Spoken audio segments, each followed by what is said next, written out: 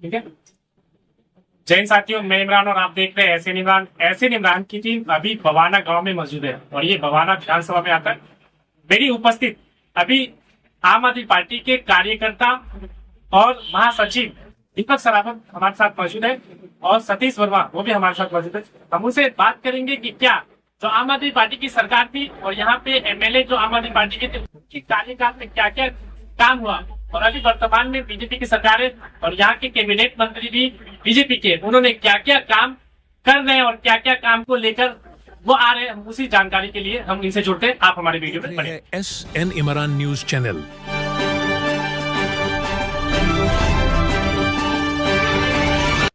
Sir, सबसे पहले हमारे चैनल में आपका स्वागत है। आप अपना परिचय हमारे दर्शकों को बताएंगे। SN न्यूज मीडिया का मैं हार्दिक दिल से स्वागत करता हूं कि मेरे को मौका दिया गया स्पीच के लिए। मेरा नाम सतीश कुमार सोलंकी है, बवाना विधानसभा वार्ड 30 का संगठन मंत्री हूँ। ठीक है सर, आप अपना परिचय देंगे हमें। मेरा नाम दीपक सरावत है, मैं प्रदेश उपाध्यक्ष आम आदमी पार्टी ग्रामीण और मेरे साथ हमारे संगठन मंत्री वार्ड 30 के बवाना विधानसभा के सतीश कुमार सोलंकी जी हमारे साथ बैठे हैं। धन्यवाद जी। जब आपकी सरकार सत्ता में थी, उन्होंने जनता के लिए कौन कौन से काम किए, एजुकेशन को लेके और जो जनता की आम नीड्स होती है, सड़क, गलियां, नालियां, उसके बारे में थोड़ा विस्तार से हमारी जनता को बताइए। देखिए, आप सरकार ने जनता के लिए उन्होंने अपनी बहुत लगन और मेहनत से काम किया है। स्कूलों के अंदर एजुकेशन, बड़े स्कूल दिल्ली सरकार के हैं, बाथरूम से लेकर कमरे, पंखे, नई नई रंग पेंट वगैरह, हर कमरे में पंखा नया बिल्कुल, और बेंच बिल्कुल नए। और जो पहले की सरकार थी उनमें बेंच भी टूटे हुए, ना तो वो बाथरूम साफ थे ना कुछ हो। जैसे ही आप सरकार आई है, मैं SMC वाइस चेयरमैन था बॉयज स्कूल में, गवर्नमेंट में। बिल्कुल जब मैंने गया तो मैंने वहां का कंडीशन देखी, तो हमने एक मीटिंग करी। मीटिंग करने के बाद केजरीवाल से मिले, सर ऐसे ऐसे प्रॉब्लम है बाथरूम में ना तो कोई सफाई है ना कुछ और है। जैसे ही हमने उनके आगे अपनी रिपोर्टें रखी हर स्कूल से, वैसे ही रखते ही उन्होंने जल्द कार्रवाई करी। सफाई पे, मालियों पर, चौकीदारों पर, सबको बिल्कुल टाइट कर दिया। और आज की सरकार में कोई भी सुविधा या कोई भी कंडीशन नहीं, वैसा ही हो गया जैसे 10 साल पीछे था। सर, तो मैं सरकार 2027 जो मेरा मिशन है, मैं दोबारा फिर ऐसा ही माहौल, ऐसी ही अवस्था में लेके आऊंगा। केजरीवाल से रिक्वेस्ट करूंगा कि वही अवस्था फिर लेके आए। आज की जो सरकारें हैं, इन्होंने प्राइवेट स्कूलों में फीस बढ़ोतरी का ठेका दे छोड़ दिया। गरीब आदमी बहुत परेशान। पहले ही महंगाई इतनी है कि कुछ नहीं, बिजली बिल है, पानी बिल है, बहुत सारी चीजें हैं। तो मैं दिल्ली सरकार बीजेपी से हाथ जोड़कर विनती करता हूँ, ये स्कूलों में फीस बढ़ाई जा रही है, इसको रोके। पहले भी तो चल रहा था, क्या आज की सरकार ने आते ही ऐसे कर दिया? ये गलत। जी। जब इलेक्शन चल रहा था तो उस दौर में बीजेपी ने कुछ घोषणा की थी। हाँ, उसमें उन्होंने एक तो सबसे पहले घोषणा की थी कि 50,000 जॉब्स की वादा किया था दिल्ली में। तो बवाना गांव के युवाओं को इसका कोई लाभ मिला है? नहीं जी, कोई लाभ नहीं मिला। हाँ भी कह रहा हूँ, सारा तो इन्होंने बेच दिया, रेलवे बेच दिया, एयरपोर्ट इन्होंने बेच दिया। कहाँ रोजगार है? सब रोज नव युवक अवस्था घूम रही है ऐसे ही। जी। मैं बड़ा श्रम मान रहा हूँ। जी, अगला सवाल मेरा आपसे होगा सर। आप हमें ये बताइए कि जो पानी की कटौती हो रही है बहुत ज्यादा, क्या ये पहले आम आदमी पार्टी में भी थी या उसके बाद क्या रीजन हो जो अब कटौती हो रही है पिछले 6 महीने के अंदर बीजेपी की सरकार में? बताता हूँ। रीजन तो हमारे जल मंत्री बताएंगे, जो भाजपा सरकार में जल मंत्री वो बताएंगे रीजन। हम ये कह रहे हैं, जब आम आदमी पार्टी की सरकार थी कभी पानी की किल्लत नहीं हुई। जो गर्मी है गर्मी में इतनी किल्लत हो रही थी इस टाइम भी पानी की, पानी इतना गंदा आ रहा था, लोग बहुत बीमार हो रहे थे, किसी को टाइफाइड हो रहा था, किसी को कुछ हो रहा था। अभी देखो सारी बीमारियां चलती है पानी से। मेरा आपके मीडियम के माध्यम से मेरा आग्रह है जल मंत्री जी से कि जल्दी से जल्दी इस समस्या को ठीक करें और इसको सुधारने वाले। सर अभी आपके बवाना गांव में बेसिक किन किन चीजों की समस्या है? देखो सबसे पहले तो सफाई की समस्या है, ठीक है ना जी। अभी आपने देखे होगा, आप आए होंगे वहां से, जी जी जैसे ये गोल चक्कर है जी, जी। अपना कंसावला रोड का, इस पे आपने देखा होगा जो नाले हैं और फ्लो होकर सारा पानी इस पे आ जाता जी। है। आज तक इस समस्या को निवारण नहीं हुआ। सर बीजेपी की सत्ता को आने में यहाँ पे 6 मंथ हो गए और यहाँ पे जो आपके क्षेत्र में एमएलए है रविंद्र इंद्राज जी, वो एक कैबिनेट मंत्री भी है, क्या वो उन्होंने अभी सड़क और गली नालियों पे या सफाई पे किस तरह का कोई काम में परिवर्तन दिख रहा है आप लोगों को?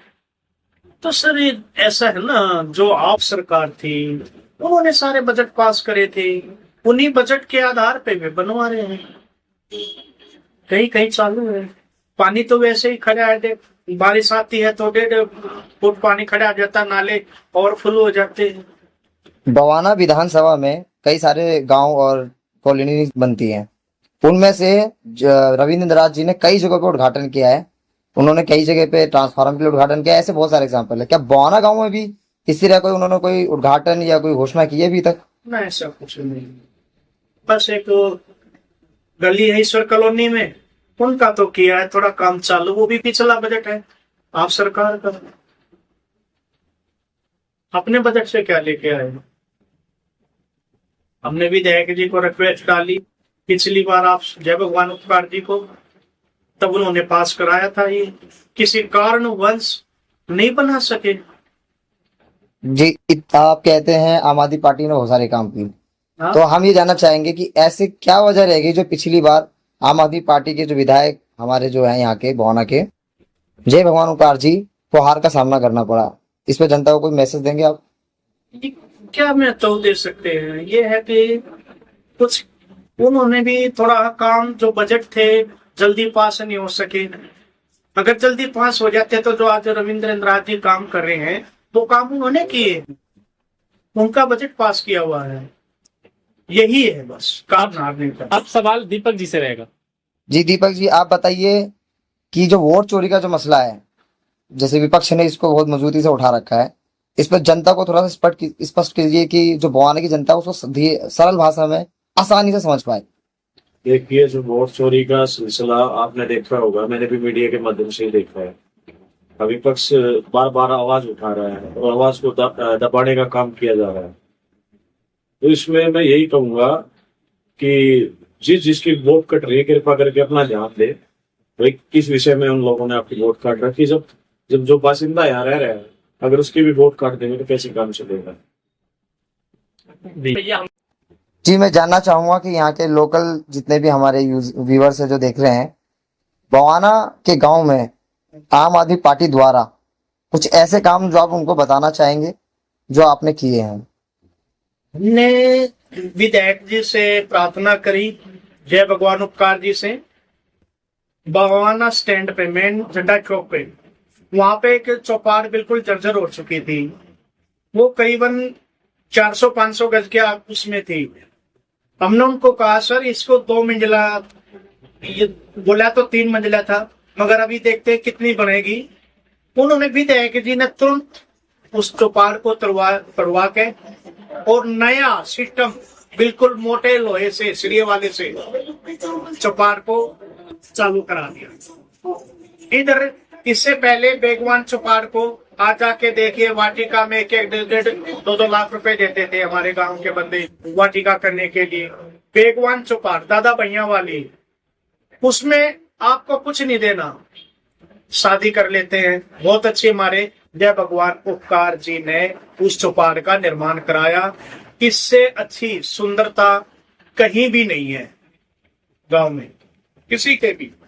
जो चौपाल बेगवान दादा भैया कंजावला रोड पे बनी है, ऐसी बन गई जैसे बहुत बड़ा एक महल, उसमें चाहे आप 2 बारात रोक लो, 1000 आदमी 1500 आदमी उसके अंदर आ सकते हैं और बहुत ही अच्छी तरीके से पार्क भी है वहां पे। इतने अच्छा सुंदरता का वर्णन मैं क्या करूं, मेरे शब्द कम पड़ जाएंगे। इतनी सुंदरता का वर्णन है कि वहां पे दिल लगता है। आम आदमी पार्टी ने ये सब आम आदमी पार्टी का है। आम आदमी पार्टी ने स्कूल ऑफ एक्सीलेंस बनाने का काम किया। दरियापुर में आपने देखा होगा कई स्कूलों को यहाँ सुधारा गया, एजुकेशन पे बहुत ध्यान दिया गया हमारी आम आदमी पार्टी सरकार द्वारा। और लगातार जितने भी हमारे क्षेत्र में आज के टाइम जो काम हो रहे हैं, जो यहाँ निगम पार्षद जी हैं जो हमारे पहले पार्टी में हुआ करते, आप पार्टी के आप पार्टी में वो भाजपा बीजेपी में शामिल हो गए थे, जो भी वो कार्य कर रहे हो आम आदमी पार्टी के ग्रांट से ही कर रहे हो। जी, एक सवाल ये भी है कि बीजेपी की तरफ से घोषणा की गई थी जहां झुग्गी वहां मकान, पर हम देख रहे हैं कई मीडिया में आपने देखी कि रिपोर्ट्स आई हैं बहुत जगह दिल्ली में झुग्गियों को तोड़ा गया या कई ऐसे क्षेत्र थे जहाँ बहुत ज्यादा आबादी में लोग रहते थे उनको उजाड़ दिया गया। इस पे आप जनता को मैसेज दीजिए। ये तो जो इन बीजेपी का काम ही है गरीबों को उजाड़ना। ये तो पहला कार्य है इनका।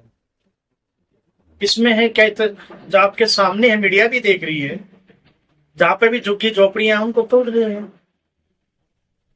इसमें मैं क्या कह सकता हूँ, आपका भी वर्ण इसमें आ सकता है, आप भी देख रहे हैं। जी, अब हम जानना चाहेंगे कि आप हमारी जनता को क्या मैसेज देना चाहते हैं और आने वाले चुनावों के लिए आपकी क्या तैयारी है? हमारी तैयारी बहुत अच्छी तैयारी है। हमें मौका मिले 2027 के मिशन में हम फिर दोबारा उसी तरीके से आएंगे जैसे हम पहले 2 बार आए, तीसरी बार फिर आए। 27 फिर दोबारा हम लड़ेंगे। आम आदमी पार्टी की सरकार बनेगी 2027 में एमसीडी के अंदर, ठीक है ना जी। जैसे कि आम आदमी पार्टी ने सरकार जब थी एमसीडी के अंदर तो 5000 कर्मचारियों को पक्का किया गया था। उसके बाद 12000 कर्मचारियों को पक्का करने के लिए आवेदन किया गया था, जिसके खिलाफ बीजेपी सरकार ने बहुत बड़ा षड्यंत्र रचा और हमारे माननीय एलजी साहब ने उस फाइल को पास किया। पेंडिंग पड़ी